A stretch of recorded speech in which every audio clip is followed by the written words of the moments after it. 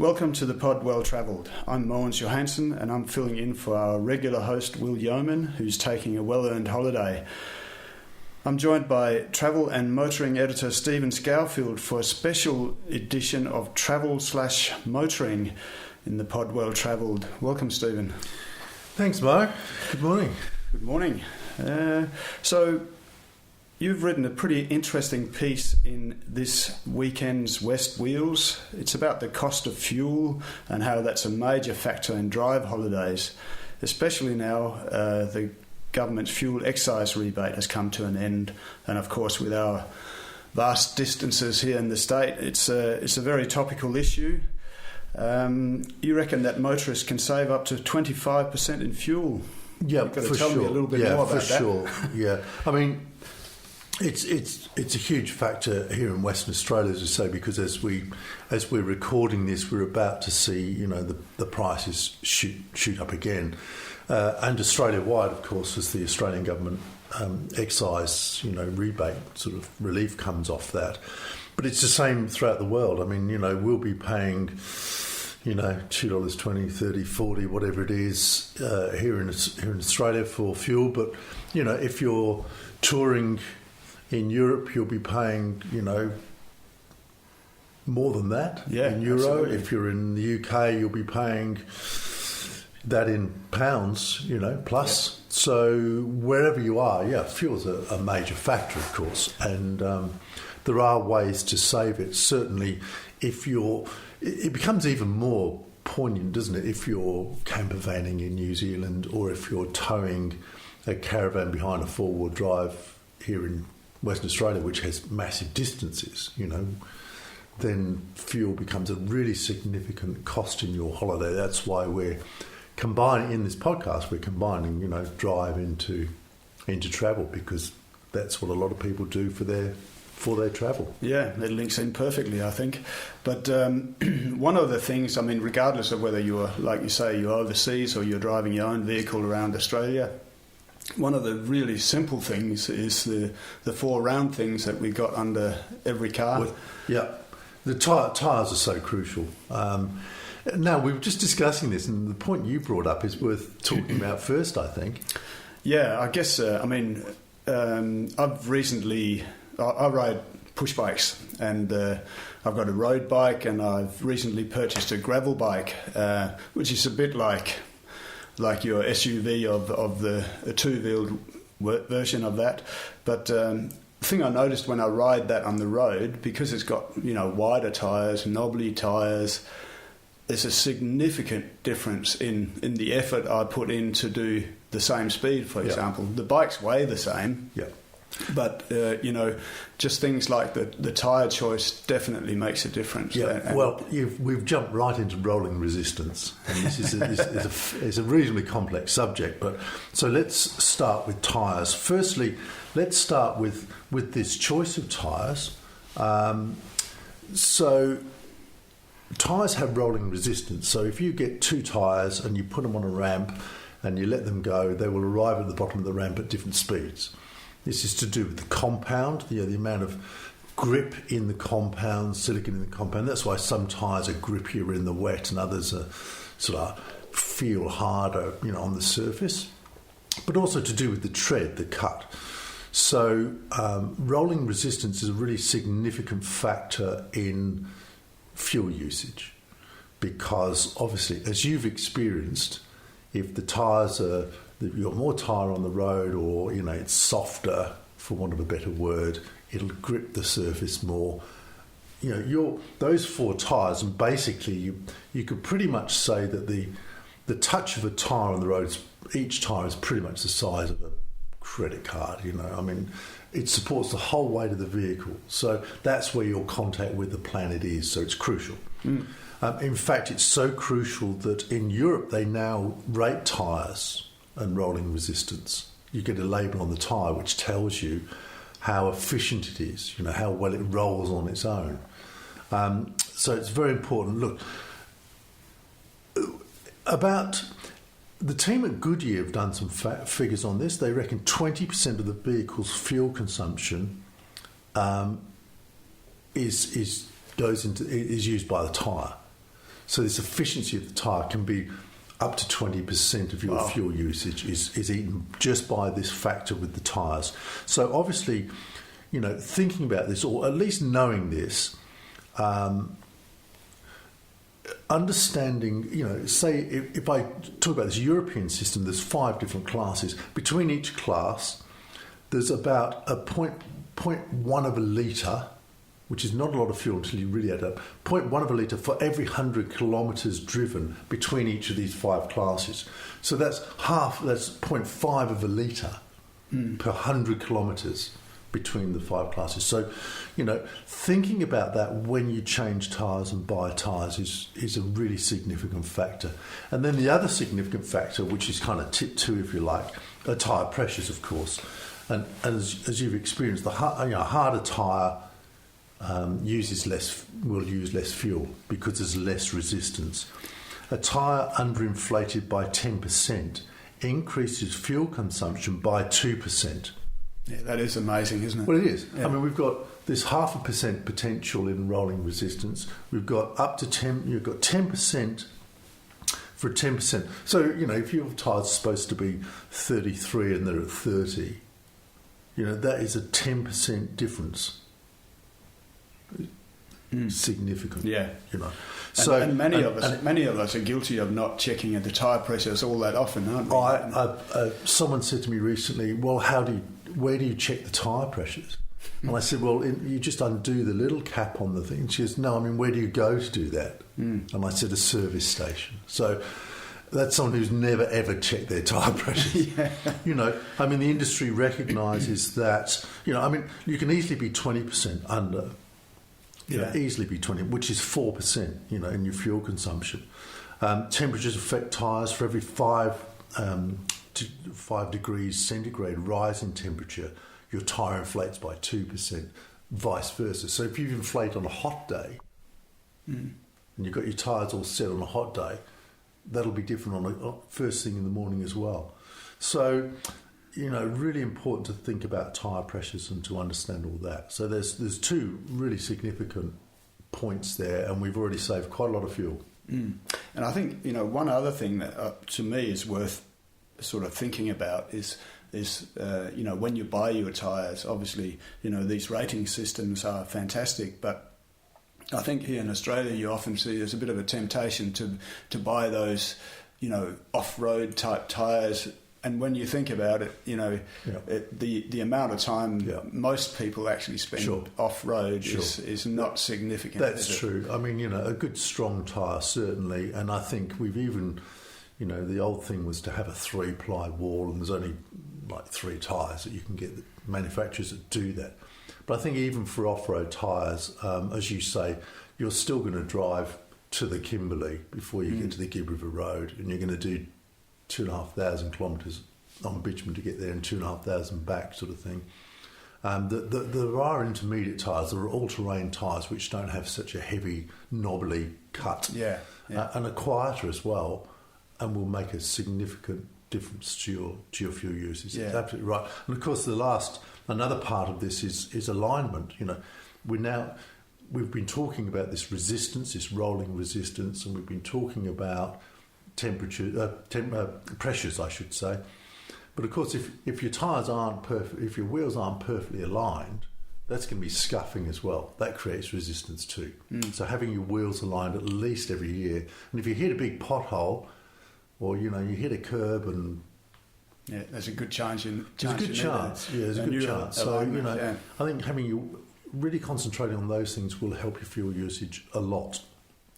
But you've mentioned in your story here that there's quite a lot of other things that you can actually physically do yourself. As you're driving, just your driving habits. Maybe explain a few of the things that you consider that we can save some fuel. Yeah, I've been talking to advanced driving instructors.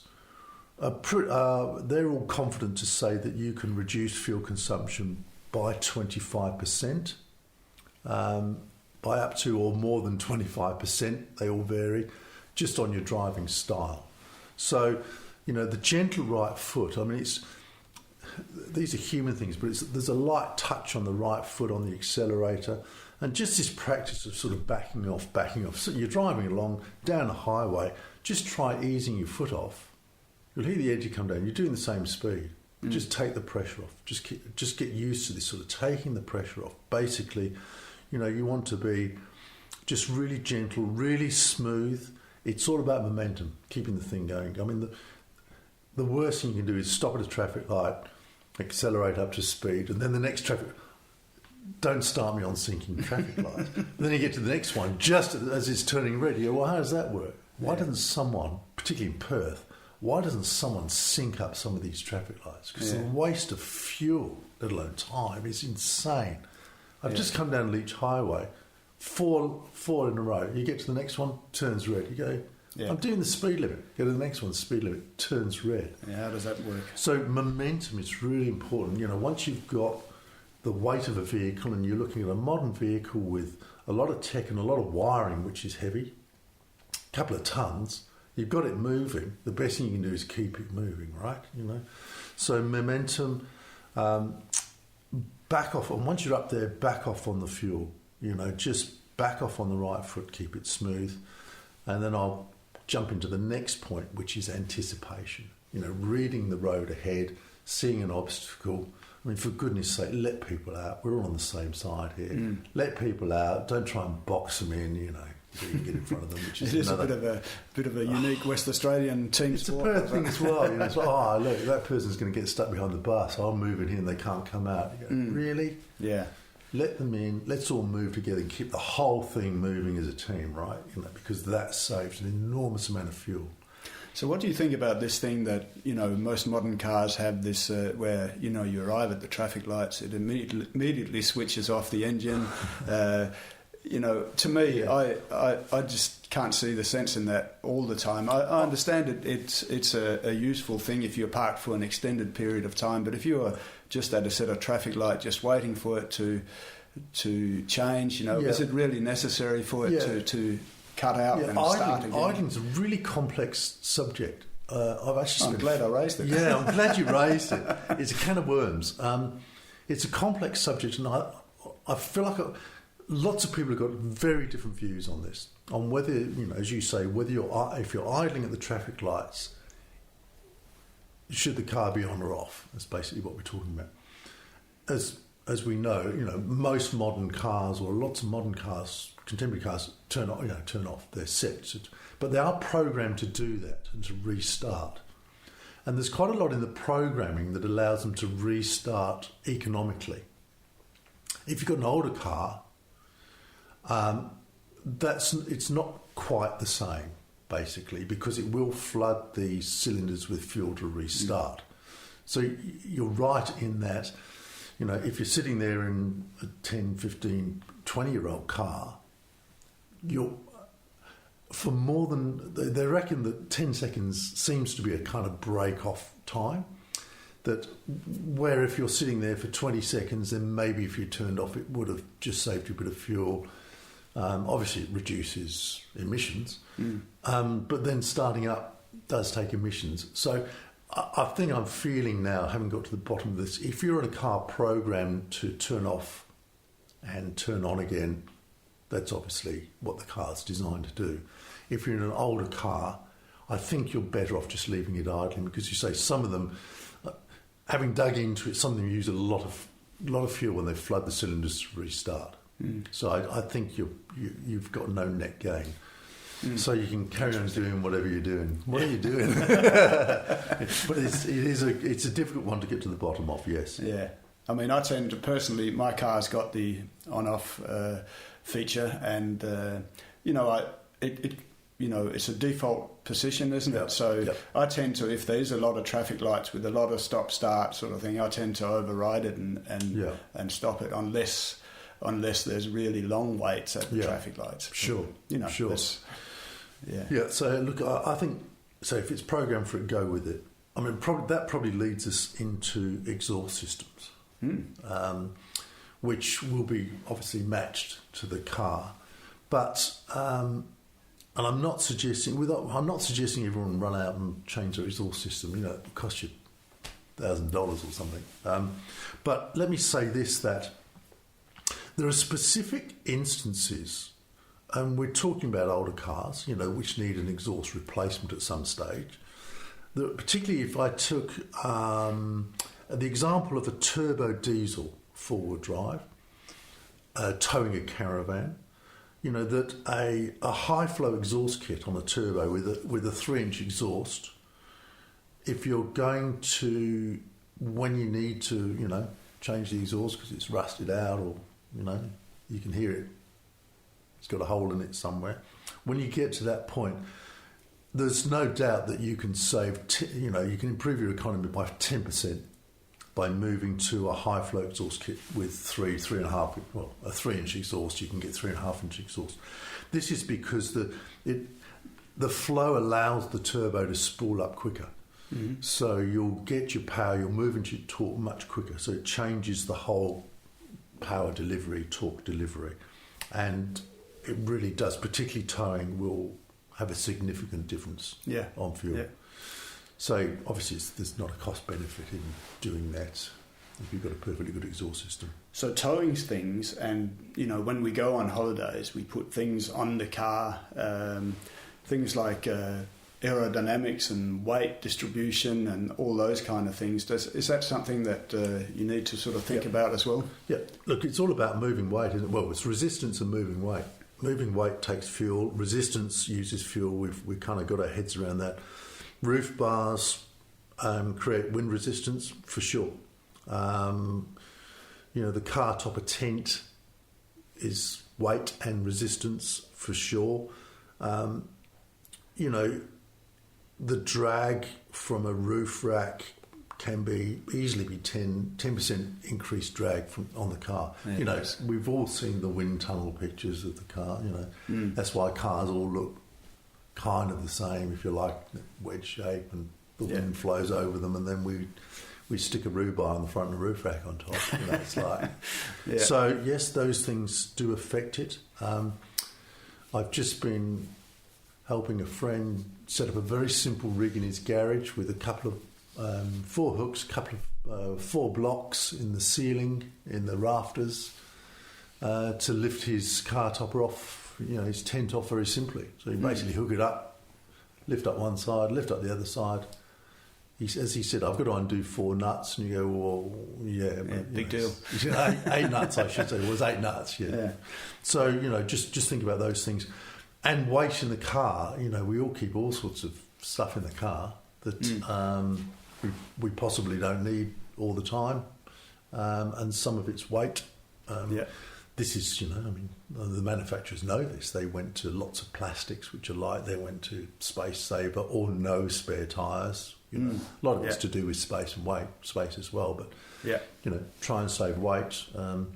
My vehicle, I actually take the back seat out because I don't use it. So I haven't got a back seat in there. I've got no friends anyway. So I've only got one friend, and it's you. So so I don't need a back seat. I don't need the back seat for that. No. But think about weight. So other things in modern cars, things like obviously air conditioning is one. Cruise control, for example, is another. No. Air conditioning. The air conditioning versus windows open debate is another bottomless cup. That one is fantastic. Air conditioners use fuel. We all know this. You turn the air conditioner off and the engine revs increase. Anything that puts strain on the battery, on the electric system, increases revs. And yes, you're using more fuel.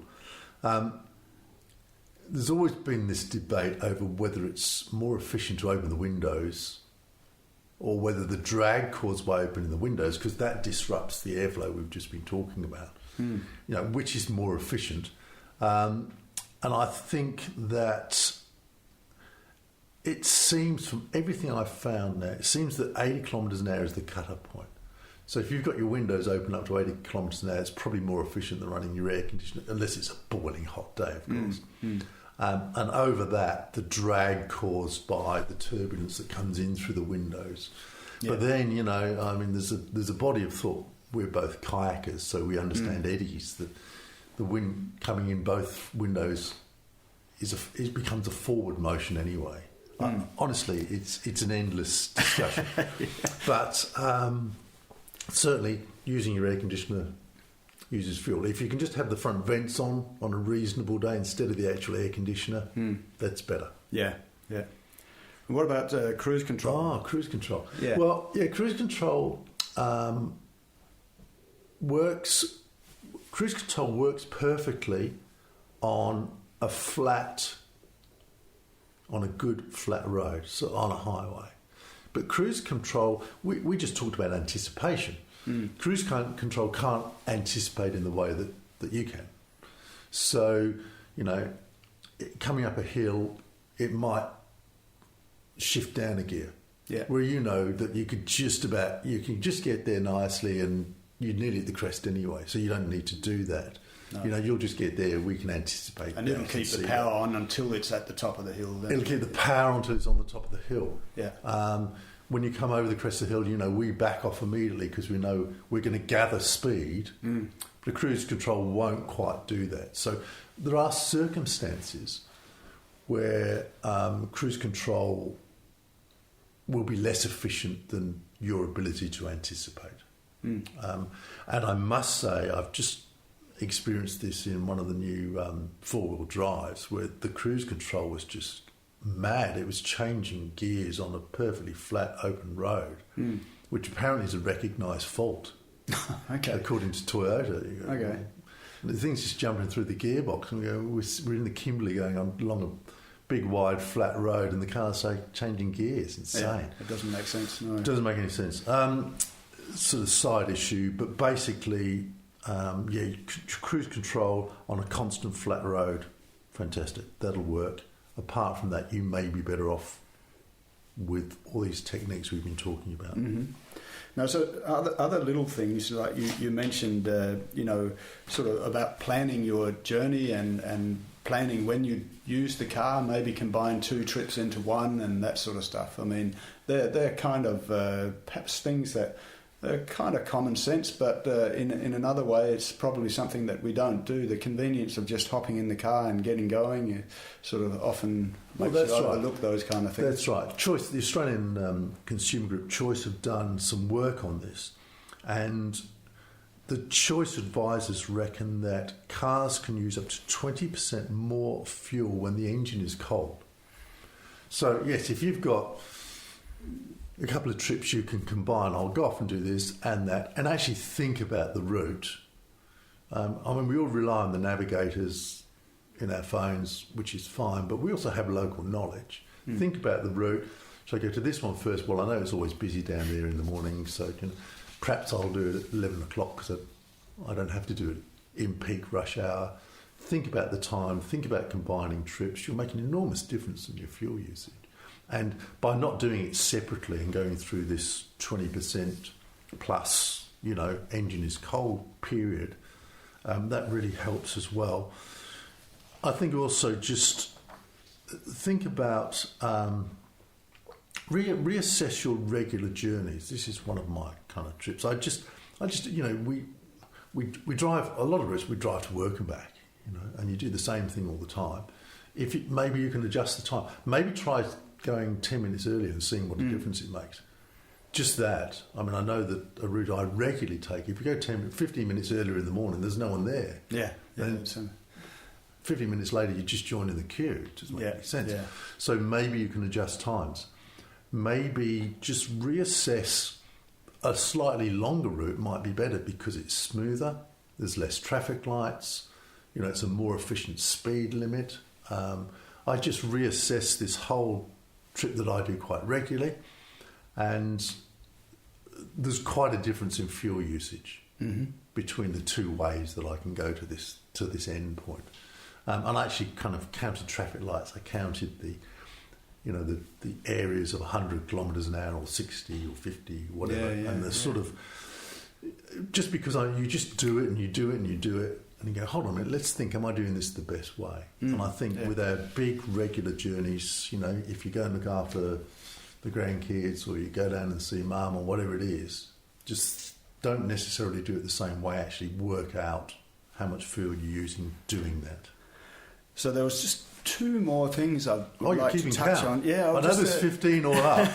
Thanks. But I mean, I was just thinking. I mean, does the type of fuel you use, does that make any difference? You know, you can get the 91 or the 95 or the 98 octane. Yeah, well, the driving group, the NRMA, advises that E10, which is generally that's the cheap fuel that you'll see, the cheapest price that you'll see at the pump, contains around 3% less energy than RON 91, which next one up, obviously. So, yeah, you know, fuels have different energy components, you know, or contain different energy levels. So, if your engines, particularly with small, efficient, finely tuned engines, are going to spin better with a slightly better fuel. So be aware that there is that factor as well. I mean, most of us just go for the cheapest, least, efficient we can. Yeah. But also between manufacturers, between suppliers, you know, there are actually different energy levels in fuel. Some fuels are cheaper because they have less energy in them. Yeah. So, you know, think about that. If you're always buying your fuel from one spot or mainly buy it from one spot, you know, just see how much you generally get out of a tank. And, you know, and perhaps just try a tank full of slightly better fuel and see how much you get out of that. Do some maths. Yeah, it's a good point. And I guess the very last thing we should point to is maintenance of your car. Yeah, I mean, you know, a blocked or a partially blocked, gunked up air filter, you know, I mean, all the things we've talked about, if your air filter's just full of red dust and rubbish, and that's increasing your fuel consumption and you can't even see it. So, you know, and also fluids, you know, as we've said, you know, there's resistance in the engine as well. So fluids, filters, keeping a car running really smoothly and efficiently. Yeah, I mean, it's a kind of given, isn't it? So, yeah, certainly that's important. If you think back through what we've just talked about with your gentle right foot, anticipation, you know, rolling resistance in your tyres, tyre pressures, air conditioner, navigating, choosing your routes, thinking about times. I mean, anyone listening to this can see that there's 25% for sure. If you did all of those things, they're all small incremental savings, but they add up to a lot. Yeah. No, all very good points, and I'm sure it'll get lots of conversations started, and hopefully also lead to some better driving habits. Who knows? Yeah, who knows? You know, just like if we're all on the same team here, just trying to save fuel, reduce our emissions, and you know, get to wherever we're going safely. Okay, thanks very much, Stephen. That's all for this edition of the Pod Well Travelled, but as always you can find our stories in Saturday and Sunday's West Australian and online anytime at thewest.com.au/travel or motoring. And you can also subscribe to our e-travel digital edition, which comes out every Wednesday. To subscribe to that, you head to thewesttravelclub.com.au. It's free, and you get unique content and first dib at any offers, trips or events we have at the West Travel Club. But thanks for joining us today, and look forward to catching up with you again next week. Thanks, Mans.